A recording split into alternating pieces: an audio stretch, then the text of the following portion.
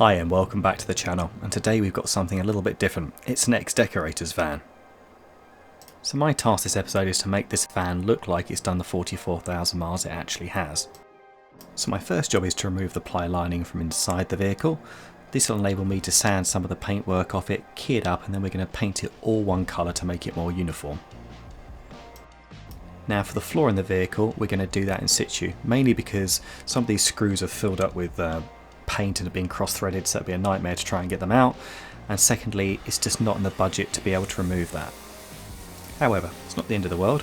I've got a dual action sander here with a vacuum cleaner extracting all the dust, as we can see on camera, and I'm using a 240 grit sandpaper just to get rid of the surface paint and any debris that's on there and just level it out prior to paintwork. Luckily, as we can see on camera, some of the thicker paint, which has congealed over years, just scrapes off with a razor blade, speeding up the process a little bit. What was interesting on this van is that sometimes you get splash damage, we can see on the bulkhead where the paint splashed against it. A bit of paint thinner would usually rub that off, but unfortunately in this case, whatever they've splashed against it in the past, it really eaten into the paintwork, so the only course of action was to really key it up a bit, clean it, and then repaint over the top of it. I actually ended up doing this with some of the metal panel work in the back of the van as well, with colour coded cans. Luckily the rear of these vehicles are always in base coat, which means they're not lacquered over the top of it, and the colour match I got was pretty good on it, especially on the bodywork, so that really helped improve the overall image of the van. So once the bulkhead's done, a bit like your house, you just go around and cut in the edges first and then use a little mini roller to do the floor. This was a water-based paint. I use that because it's very low odour and dries very quickly. The last thing you want is a van smelling of solvent when somebody opens the door, or it's stinking the cab out, because obviously there's going to be ventilation through to the front. So water-based paint would be preferable if you ever do this, rather than the solvent one. It wasn't too bad, to be fair. I think I used about 1 litre of grey paint. That was to do the floor twice, in the back, and all the side panels as well. So it went pretty far. It covered extremely well, to be fair.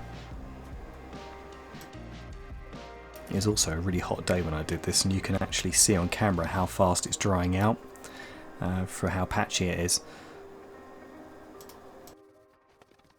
So once the floor's done, I'm going to leave that to dry, and whilst that is drying I can crack on with the side panels.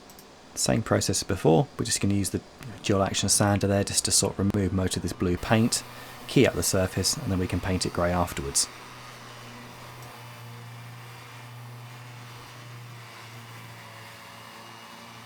And because some of this wood's obviously not been painted before or treated in any way, you do find you have to put 2 coats on because it's quite porous and it sucks sort of that paint in first coat, so I had to go over these twice in total.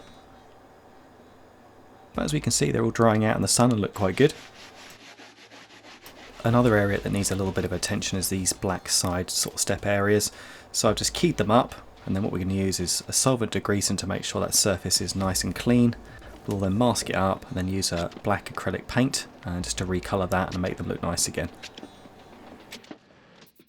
I think with jobs like this it's really important to manage customer expectations, and he said to me, if you could make this van look 50% better than it did in the rear, I'd be happy with that. So I thought that was going to be manageable with this job, but things like painting this side skirt, and as we're about to see on camera, going to that little bit of an extra effort to also do the load rings here, which just look a bit tired.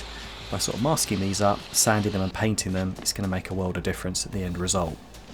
So it might be quite hard to mask up this entire area, so what I'm going to do is use some very old microfibers that aren't used on cars anymore. They're just used for things like oil changes or wiping the floor or whatever, as a sort of little barrier, just so I can spray around here and not get any paint over the floor.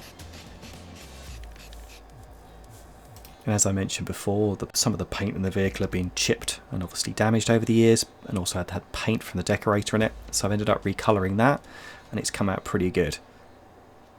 And as we can see now, the bulkhead and both the step have all dried. They look quite nice. We'll do a little bit of a reminder of what it used to look like in the back of that van, and then we'll give you the after shots.